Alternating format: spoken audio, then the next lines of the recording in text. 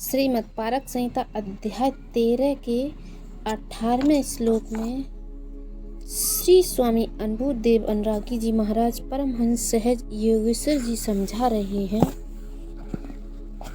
कि चंद्र द्वारे संयम साधका तदगति समाहतम निर्बंध चंद्रलोके सोमपानानाम अगच्छतु।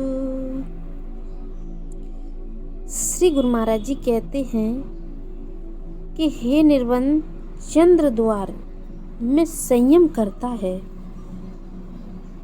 जिसे एड़ा नाड़ी कहते हैं, उसमें संयम कर प्रवेश करते वह चंद्रलोक में जाता है तथा सोमपान कर जब पुण्य क्षीण हो जाते हैं तब वह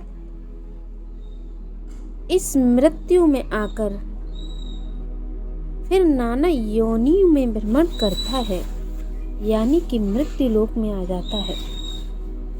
सूर्य द्वारे नाड़ी संयम साधकस्य दीर्घकालांतरम निर्बंध आदित्यलोके देव भोगाम लोके अगच्छन्तु।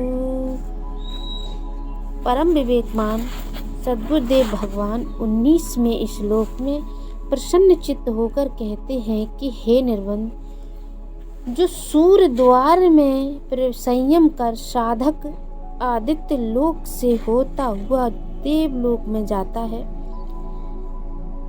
वह देवत्व के सुख भोगों को भोग कर काफी समय तक पुण्यों के खत्म हो जाने पर वह खुद मृत्यु लोक में आकर फिर मानव योनि को प्राप्त हो जाते हैं। सुषुम्ना ब्रह्म नाड़ी यात अगच्छन्त श्रेष्ठ पुरुषम निर्बंध असंप्रज्ञावाथान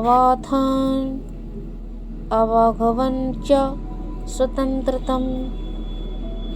पुरुषों में श्रेष्ठ पुरुषोत्तम देव जी सद्गुरुदेव कहते हैं 20वें श्लोक में प्रसन्न होकर कहा कि हे निर्बंध, सुषुम्ना नाड़ी की जो ब्रह्म नाड़ी है उससे गया हुआ साधक ब्रह्मरंध्र से होता हुआ ऊपर के श्रेष्ठ लोकों में जाता है।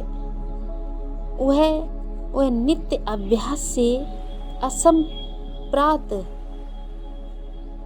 नाम की समाधि की अवस्था पाकर निर्विचार निर्जीव समाधि के अंदर आनंद को पाता है। ऐसा योगी आवागमन से स्वतंत्र हो जाता है। वह अपनी इच्छा से जाता है और अपनी इच्छा से निज लोक में चाहता है और चला जाता है। गुरुदेव भगवान ने कहा, जो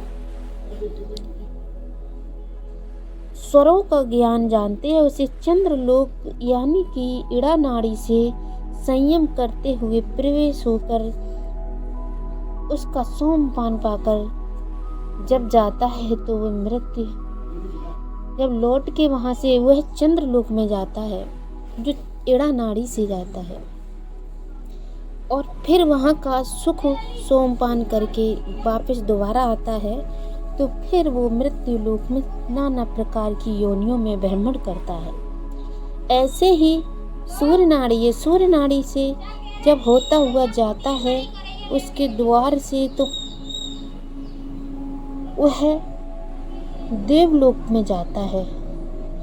देवलोक में सुख को भोग कर काफी समय तक वहाँ रहता है। जब तक पुण्य खत्म नहीं हो जाते तब तक वहीं रहता है। जैसे ही खत्म होते मृत्यु लोक में आ जाता है, यानी कि उसका उद्धार नहीं हुआ।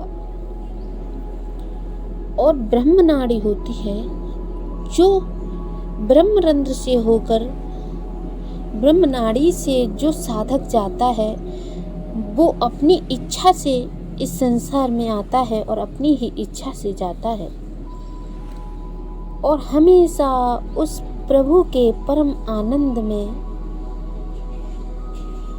भ्रमण करता रहता है और उस आनंद में विभोर रहता है।